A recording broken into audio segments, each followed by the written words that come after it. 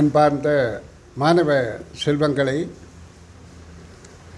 தரமைந்து புலமைப்பரிசில் பரீட்சை 10 வயது பாலகர்களுக்கான ஒரு போட்டி பரீட்சை. நிச்சயமாக ஓரளவு திறமை இருப்பவர்கள்தான் வெற்றுப்புள்ளிக்கு மேலும் சாதாரணமாக உள்ளவர்கள் சித்திப்பெறும் பெறுவது இயல்பு. ஆண்டவன் மனிதரை படைத்த போது எல்லா மனிதருக்கும் ஓரளவு ஆற்றலோடு தான் படைத்திருக்கின்றார். நாங்கள் அந்த ஆற்றலை விருத்தி செய்வதற்கு ஓரளவு பயிற்சியும் முயற்சியும் தேவை என்பது நிச்சயமான உண்மை. ஒரு சிலருக்கு இயல்பாகவே விவேகம் அதிகமாக இருக்கலாம். பலருக்கும் விவேகம் எங்கள் பயிற்சி முயற்சியால் தான் கைகூடுகின்றது என்பது நாம் வாழ்க்கையில் கண்ட அனுபவம்.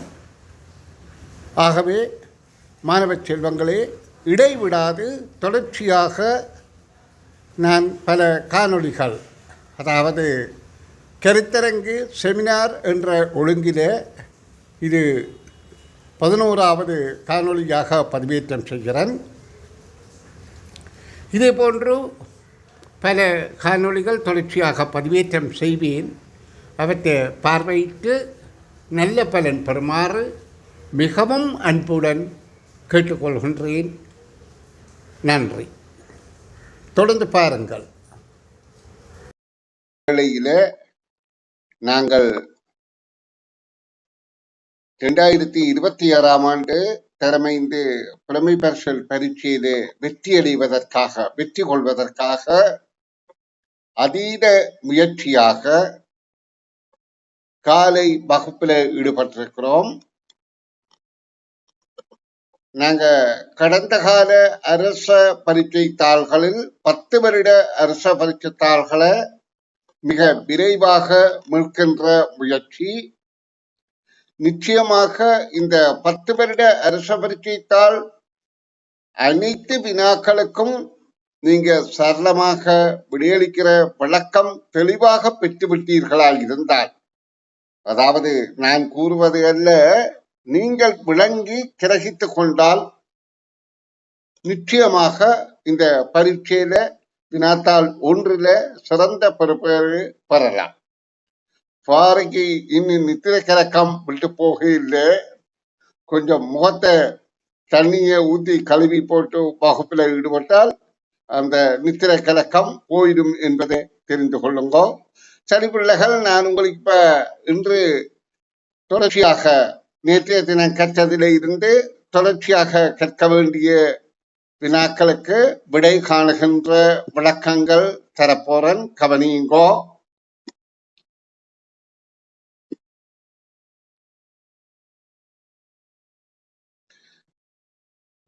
இப்ப இது 2025ஆம் ஆண்டு நடைபெற்ற அரச பரீட்சை வினாத்தாள் 1இன் 5வது பக்கம். மொத்தம் 7 பக்கம் கேள்விகள் இருக்கும். ஒரு பக்கம் முன்னுக்கு அறிவுறுத்தல் இருக்கும். அப்ப 8 பக்கங்களை கொண்ட பயிற்சித்தாள்ல இது 5வது பக்கத்திலே இடம்பெறுகின்ற கேள்வி. 25வது கேள்வி, மேற்குறித்த கோலத்துக்கு ஏற்ப குறியினால் காட்டப்படும் முக்கோணிக்கு உரிய உரு யாது என்று கேட்கப்படுகிறது. அப்ப இந்த கோலங்களுக்கு ஒரு ஒற்றுமை ஒரு வேற்றுமை இருக்கும். அந்த ஒற்றுமை வேற்றுமை தொடர்பை இனங்காண வேண்டும். அதாவது கோலங்கள் ஒன்று கீழே விரிந்த பகுதி மேலே கூம்பிய பகுதி, மற்றது விரிந்த பகுதி கூம்பிய பகுதி என மாறுபட்டு ஒற்றுமையாகத்தான் இருக்கின்றது. அதிலே ஒரு மாறுபாடையும் நாங்கள் கண்டுபிடிக்க முடியாது, அல்லது ஒற்றுமையையும் கண்டுபிடிக்க முடியாது.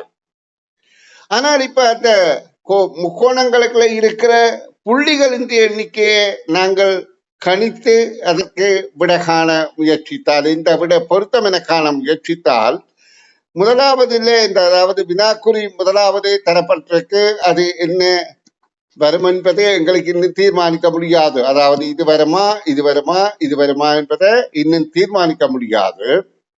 ஆனா இதுக்குள்ள இருக்கிற புள்ளிகளின் எண்ணிக்கையை நாங்கள் பார்த்தால் இது 3 4 இது 4 அப்ப இது 10 சாரி 11. இதுல 4 4 4 என்றால் 12. அடுத்ததுல 4 5 4 என்றால் 13. அடுத்ததுல 5 5 4 என்றால் 14. அடுத்ததுல 3 5 வழியா 15. அப்ப இந்த ஒற்றுமை தொடர்பு எங்களுக்கு தெரியுது. அதாவது இடமிருந்து பலமாக நடக்கின்ற ஒற்றுமை தொடர்பில் இந்த முதலடைப்பில வர வேண்டியது 10 புள்ளிகள் கொண்டதாக இருக்கும். அப்ப நாங்க வினாக்கள்ல எது 10 புள்ளிகளை கொண்டது என கண்டு உடனடியாக விடையை கண்டுபிடிக்க முயற்சிப்போம். சரி, இது 3 இது 3 இது 4 இது 10 பொருத்தமான விடை என்று கருதினால், மற்ற இது 4 இது 4 இது 3 இது 11 அப்ப இது பொருந்தாது என கருதுவோம். இது 3 இது 3 இது 4 இதுக்கும் 10 இருக்கின்றது. அப்ப எங்களுக்கு இந்த இதுல எது விடை, இந்த விடையா பொருத்தமா என்பது ஒரு சிக்கலான இடமா, அதாவது வினாவுக்கு சரியானபடியே அளிக்க முடியாம இருக்குது. அப்ப நாங்க இந்த புள்ளிகளின் அதுக்குள்ள உள்ள இப்ப இது வேற்றுமை வேறுபாடு, இது 10 இது 11 இது 12 இது 13 இது 14 இது 15 என்பது ஒற்றுமை தொடர்பு. அதாவது எண்கள் சக ஒன்றாக கூடிக்கொண்டிருக்குது. அப்படி இல்லாவிட்டால் சக ஒன்றாக கூடுகிறபடியே வேற்றுமை தொடர்பு எனவும் கருதலாம். சக ஒன்று என கருதினா ஒற்றுமை, இல்லாவிட்டால் வேற்றுமை. சரி, இனி அடுத்த கட்டமாக இதில் ஏதாவது ஒற்றுமை தொடர்பு இருக்கான்னு பார்த்தால், இங்க இருக்கிற மூலைக்கு இருக்கிற 3 புள்ளிகளின் எண்ணிக்கையும் சமமாக இருக்குது. இங்க 4 இருக்குது 3, இங்கே 5 இருக்குது. அப்ப இந்த கோல அடிப்படையில நாங்கள் இதில் வருகின்றதிலையும் 4 புள்ளிகள் வருதல் வேண்டும் அந்த அமைப்பின்படி. அப்ப இதுக்குள்ள 3 வருதல் வேண்டும், 3 வருதல் வேண்டும். அப்ப இந்த மூலை, அதாவது 2 மூலைகள்ல மாத்திருந்தான் எங்களுக்கு தெரியுது. ஆனால் இதுக்குள்ள 4 3 7 என்றால் இல்ல 3 தான் வரணும், 10 இல்ல வர வேணும். அப்ப இந்த 2 விடையிலையும் எது பொருத்தம் என பகண்டால் இதுல 4 வாரதி தான் பொருத்தம், இது 3 பொருத்தம் இல்லை. இங்க 3 வாரதி தான் பொருத்தம், இங்க 4 பொருத்தம் இல்லை. அப்ப கேள்விக்கான விடை முதலாவது என்பதை இலகுவாக கண்டுகொண்டோம். இனி நாங்கள் அடுத்த வினாவை பார்வையிடுவோம். ஏயில் உள்ள எண்களின் கூட்டுத்தொகையும் பியில் உள்ள எண்களின் கூட்டுத்தொகையும் சமமாக இருக்குமாறு ஏற்கும் பிற்கும் இடையே எண்களை குறைந்தபட்சம் எண்ணிக்கையில் இடமாற்றுதல் வேண்டும். அதற்காக செய்ய வேண்டியது யாது? இப்ப ஏயில உள்ள எண்ணிக்கையும், அதாவது மொத்த எண்ணிக்கையும் கூட்டுத்தொகையும் பியின் கூட்டுத்தொகையும் சமனாக இருக்கணும் என்றால் முதல் ஏயில உள்ள எண்களின் எண்ணின் மொத்தத்தை பார்ப்போம். அதாவது 8 7 15 15 9 24. இங்க பியில உள்ளது 6 12 12 20. அப்ப எங்களுக்கு இதுல என்ன தெரியுது? 24ஐயும் 20ஐயும் கூட்டுவோமாக இருந்தால் 44, 44 2ஆல வகுப்போமாக இருந்தால் 22 வருதல் வேண்டும் ஒவ்வொரு பக்கமும். அப்ப இதுல 22 வரணும் என்றால் இங்க 2 போக வேண்டும், சாரி 2 போக வேண்டும், இங்க இருந்து 2 இங்க வர வேண்டும். அப்ப இங்க இருந்து 2 இங்க போக வேண்டும், இங்க இருந்து 2 இங்க, சாரி அதாவது இங்க இருந்து 2 போக வேண்டும், இங்க இருந்து 4 வருதல் வேண்டும். ஏனென்றா 2 போகணும் என்றா இங்க இருந்து 4 தானே வரணும். அப்ப இங்க இருந்து போற எண்ணை விட அங்க இருந்து வர 2 கூடுதலாக இருக்கணும். ஆனா இங்க அடுத்தடுத்த எண், இது ஒன்றுக்கள் எடுத்த எண்கள், இது 2க்கள் எடுத்த தட்டிய எண்கள், அதாவது ஒற்றை எண் தட்டிய எண்கள், ஒற்றை எண்கள் தட்டிய எண்கள், ஒன்றுக்கள் எடுத்த எண் அல்ல ஒற்றை எண்கள். அப்போ ஒற்றை எண்கள் இரட்டை எண்களாக இருக்கின்றது, அடுத்தடுத்த எண்ணாக இருக்கின்றபடியால் ஒன்றுதான் சக வித்தியாசமாக இருக்கும், அல்லது 3 தான் வித்தியாசமாக இருக்கும். அப்ப இதுல ஒரு எண் போய் ஒரு எண் இங்க வர்றது சாத்தியம் இல்லை. அப்ப முதலாவது விட ஏயில் உள்ள சிறிய எண்ணை பிக்கு கொடுத்தல் மாத்திரம் பொருத்தம் இல்லை. ஏனென்றால் அதுல ஏயில உள்ள சிறிய எண் 3 கொடுக்க முடியாது, 2 கொடுக்கணும். அப்ப முதலாவது விடை சாத்தியம் இல்லை. ஏயிலிருந்து ஒரு எண்ணெய் பி இருக்கும், பியிலிருந்து ஒரு எண்ணெய் கொடுக்க முடியாது. ஏனென்று சொன்னா இது ஒற்றை எண், இது இரட்டை எண். இப்ப இதை 3 கொடுத்து இங்க கொடுத்தால் ஒன்றுதான் வித்தியாசம், இதை கொடுத்து இதை மாத்தினால் 3 வித்தியாசம். அப்ப எங்களுக்கு வித்தியாசம் 2ஆக இருக்க வேண்டும், மாறுகின்றது. அப்ப 3வது செயற்பாடுதான் பொருத்தமாக இருக்கின்றது. எப்படி என்றால் கவனிங்கோ, இந்த 2 எண்ணையும் அங்க கொடுத்தோமாயிருந்தால் அப்படி இல்லை. ஏன் ஏயிலிருந்து 2 எண்களை பிக்கு கொடுத்து பியிலிருந்து ஓரெண்ணை ஏயிற்கு எடுத்தல் வேண்டும். அப்ப இதுல ஏயில இருந்து 2 எண்ணை கொடுத்து நல்லா அவதானிக்கணும், மிக முக்கியம். 5 3 8 கொடுத்தால் இங்கே இருந்து 6 எடுப்போமாக இருந்தால், அதாவது இங்கே 8 குழு, அதாவது 24ல 8 போகின்றது என்றால் 16 ஆகின்றது. அப்ப 16ஓட 8 இங்க குறைந்து 16 ஆயிட்டு, 16ஓட இங்க இருந்து நாங்கள் 6 எடுக்கின்ற போது இது 22 ஆகின்றது. அதே நேரம் இங்க 6 எடுத்து 8 கொடுக்கின்ற போது இதுவும் 22 ஆகின்றது. அப்ப நாங்கள் செய்ய வேண்டியது ஏயிலிருந்து பிக்கு 2 எண்களையும் பியிலிருந்து ஏக்கு ஒரு எண்ணையும் இடமாற்றுதல் வேண்டும். 3வது விடையே பொருத்தமானது. அதாவது இவையெல்லாம் இலகுவான வினாக்கள், வாசித்து விளங்கி கிரகிக்கும் வரைக்கும் தான் இலகு. வாசிக்க விளங்க கிரகிக்க முடியாவிட்டால் கஷ்டம்தான். அப்ப எங்களுக்கு என்ன ஆற்றல் தேவை? வினாக்களை வாசிக்க விளங்க கிரகிக்க வெளிப்படுத்த 3 தெரிந்து விட்டால், வாசிக்க கிரகிக்க விளங்க என்றால் 2 தான். வாசிக்க விளங்க வெளிப்படுத்த தெரிந்து விட்டால் சரியான விடை கிடைக்கும். இனி 29வது வினாவை பார்ப்போம். ஒரே நிலையில் 11 மாணவர்களில் 1 3 5 7 9 11 ஆகிய இடங்களில் இருப்பவர்கள் முற்பக்கத்தை நோக்கியும், இந்த கேள்விகள்ல வர விடயத்தை பார்த்து கொள்ளணும். 11 மாணவர் என்றால் அதை 2ஆல் வகுத்தால் 5 1 மீதி. அப்ப இங்க 6 மாணவர்கள் முற்பக்கத்தை நோக்கி இருந்தால் இடையில இருக்கிற இரட்டை எண்ணில வருகிற 2 4 6 8 10 5 மாணவர் தான் இருக்கணும். ஏன் 11ல 6 5 தானே வரலாம். 11 2ஆல் வகுத்தால் 5 1 மீதி. அப்போ ஒற்றை எண்ணிடங்கள்ல 6 பேரும் இரட்டை எண்ணிடங்கள்ல 5 பேரும் நிற்கிறார்கள். மாணவர் நிற்கின்ற அவர்களுடைய எண்ணிக்கை 1வது மாணவர் 3வது மாணவர் என்று சொல்லப்படும். இவர்கள் எல்லாம் முன்னோக்கி பார்த்து கொண்டிருக்கிறார்கள், ஏனையோர் பின்னோக்கி பார்த்து கொண்டிருக்கிறார்கள் என்று சொல்லப்படுது. இவர்கள் 2ஆவதால் பின்னுக்கு பார்க்கிறது, 4ஆவதால் பின்னுக்கு. அப்ப எங்களுக்கு தெரியுது 6 பின்னுக்கு 10 பின்னுக்கு, 8 பின்னுக்கு 10 பின்னுக்கு. அப்ப 5 பேரும் பார்க்கிறது தெரியுது. இப்ப என்ன சொல்லப்படுகின்றது? இந்த தகவலை தந்துவிட்டு 1ஆம் கைதட்டலில் இது ஒரு நிகழ்வு நடக்குது, போட்டி நிகழ்வு. 1ஆம் சந்தர்ப்பத்தில் 1ம் 11ஆம் மாணவனும் மாத்திரம் பின்னோக்கி திரும்புகிற, தாங்கள் பார்க்கிற திசையில இருந்து அடுத்த திசைக்கு அந்த 1ம் 11ம் திரும்புகிறார்கள். அப்போ 1 11ன்றது 1வது 2 ஒற்றை எண்ணம்.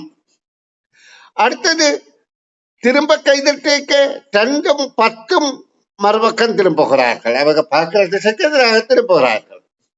அப்ப இப்ப மாறி நிற்கிறார்கள். அப்ப நாங்க என்னப்படி தெரியுது, 1வது 1 11, 2வது 2 10, 3வது 3 9, 4வது 4 8. அப்ப 4 கைதட்டலுக்கு இப்படி திரும்பிட்டார்கள். பிறகு 5வது கைதட்டல் இங்க நிற்கிறவர்கள் யார்? 5 6 7 நிற்கிறார்கள். 5 6 7 ஆகிய 3 பேர்ல இந்த ஒற்றை எண்ணாக்கள் முன்னோக்கியும் இரட்டை எண்ணால் பின்னோக்கியும் பார்த்து கொண்டிருக்கிறேன். நான் இப்ப மாத்தி காட்டுறேன், முன்னோக்கி பின்னோக்கி என்றதை. சரி, அதாவது 5ஆவதால் முன்னோக்கி, 7ஆவதால் முன்னோக்கி, 2ஆவதால் பின்னோக்கி எதிராக பார்த்து கொண்டிருக்கிறார் என்று வைத்துக் கொள்ளுங்க. இப்ப என்ன சொல்லப்படுது? இவ்வாறாக நாங்கள் இப்ப 4 கைதட்டல்ல பார்த்தோம். ஓகே, 5வது கைதட்டல்ல இந்த 5 மேலும், அதாவது பின்பக்கம் பார்த்தால் ஏற்கனவே, அதாவது அவர்கள் முன்பக்கம் பார்த்தவர்கள் பின்பக்கம் பார்த்தால் ஏற்கனவே 6வது இலக்கம் பின்பக்கம் தான் பார்த்து கொண்டிருக்கிறார். அப்ப இந்த 3 பேரும் ஒரே திசையை பார்க்கிறார்கள். இப்ப இவ்வாறாக அடுத்தடுத்து இருக்கும் 3 மாணவர்களும் ஒரே பக்கத்துக்கு திரும்பும். ஒரே பக்கத்துக்கு திரும்பும் என்றால் 3 மாணவரும் ஒரே பக்கத்தை பார்க்கும் என்பதுதான் கருத்து. அப்போ ஒரே பக்கத்துக்கு திரும்பும் முதன்மை எத்தனையாவது கைதட்டல் ஏற்படும் என்றால் 5வது கைதட்டல் ஏற்படுகின்றது. அதாவது நடுவில உள்ளவர், இந்த நடுவில யார் இருக்கிறார்? 11 பேர்ல 6வது ஆள் தான் நடுவில இருக்கிறார். அவர் பார்க்கிற திசைக்குத்தான், அதாவது 6க்கு முதலில் 5ம் 7ம் திரும்புகிறார்கள். அப்ப திரும்பின உடனே இப்ப 3 பேரும் ஒரே திசையை நோக்குகின்றார்கள். அது எந்த கைதட்டல் என்றால் 5வது கைதட்டல் என்பது கேள்விக்கான விடையாகும். அடுத்த கேள்வியை பார்ப்போம். அடுத்தது ஒரு எண்கோலம். இதுல இந்த எண்களை கீழ் நோக்கியும், இதுல மூவிலக்க எண்கள் 3ம் 5 இலக்க எண் 1ம் தரப்படுகின்றது. இந்த எண்களை கீழ் நோக்கியும் மேலிருந்து கீழாக நிழலாகவும், இதுல 2 இலக்க எண் தண்டு 4 இலக்க எண் தண்டாக 4 எண்கள் தரப்படுது. இங்கே 4 எண்கள் தரப்படுது. இதே மேலே குறுக்காகவும் இடமிருந்து வலமாகவும், குறுக்காக என்றால் இப்படி இடமிருந்து வலம் அல்லது வலமிருந்து இடமாக, இங்கே இடமிருந்து வலமாகத்தான் எண்களை எழுத வேண்டும். அதாவது இலக்கங்களை நாங்க பெருமானம் கழிக்கிறது வலமிருந்து இடமாக இருந்தாலும் எழுதும் போது இடமிருந்து வலமாகத்தான் இங்கே எழுதுகின்றோம். நிரையாகவும் நெய்யரியில் பூரணப்படுத்தப்படும் போது அதன் 2ஆம் நிரையில் குறுக்கே கிடைக்கும் என்றால், இப்ப கேள்வி என்ன? 2வது நிரையில இந்த குறுக்க வருகின்ற இந்த மூவிலக்க இதா இதா இதா என்று கண்டுபிடிக்கணும். அப்ப நாங்க இதுக்கு என்ன செய்யணும் என்றால், முதல்ல இந்த எண்கள்ல எங்களுக்கு தரப்பட்ட எண்கள்ல எது பெரிய எண் என்று பார்த்தால் இந்த 5 இலக்க எண் தான். அப்ப அதை கீழ் நோக்கி எழுதிவிட்டோமா இருந்தால் மற்ற எண்கள் எழுதுவதற்கு இலகுவாக இருக்கும். அப்ப நாங்க இது எழுதுவோமாக இருந்தால், இதுல மேலிருந்து கீழாக இதுதான் இருக்கின்றது. 5 இலக்கத்துக்கு 2, 6, 5 எழுதிவிட்டோம். அப்ப இது எழுதின உடனே எங்களுக்கு இடமிருந்து வலமாக இந்த 46ம் 75ம் இலகுவாக எழுதலாம். இதுல 75 வருது, இதுல 46 வருது. இப்ப இது 2ஐயும் எழுதின உடனே எங்களுக்கு இதுல 4, 7 மேலிருந்து கீழாக வருது. 7, 4, 7 என்பது புலனாகிறது. அப்ப அதையும் எழுதிவிட்டோம். இப்ப எங்களுக்கு இன்னும் இருக்கப்பட்டது 2 இடமிருந்து வலமான எண்கள். அப்ப 2 இடமிருந்து வலமான எண்கள் 7, 2ல தான் 2ம் ஆரம்பிக்கிறது. அப்ப இங்கேயும் 7 தான் பெற வேண்டும். இதுவரையில எங்களுக்கு எந்த பிரச்சனையும் வரவில்லை. உள்ளதை அப்படியே பார்த்து இடங்கள் இந்த எண்ணிக்கையை கொண்டு கொடுத்து கொண்டோம். இப்ப இதுல இது 74ல முடியுது, இது 75ல முடியுது. அப்ப இங்க 4 எங்க வருவது, 5 எங்க வருவது? இங்க வருமா 4 அல்லது இங்க வருமா 5 என்றது எங்களுக்கு தெரியாம இருக்கின்றது. ஆனால் இப்ப மேலிருந்து கீழாக இருக்கிற 485. அப்ப 485 இங்கு எழுதுவோமாக இருந்தால் எங்களுக்கு மற்ற இலகுவாக கிடைக்கின்றது. எது கிடைக்கின்றது? இப்ப இது எழுதிவிட்டோம் 485.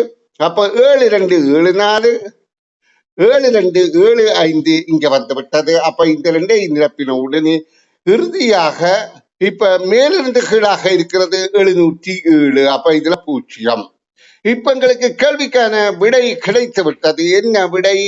708. கேள்விக்கான விடை 708.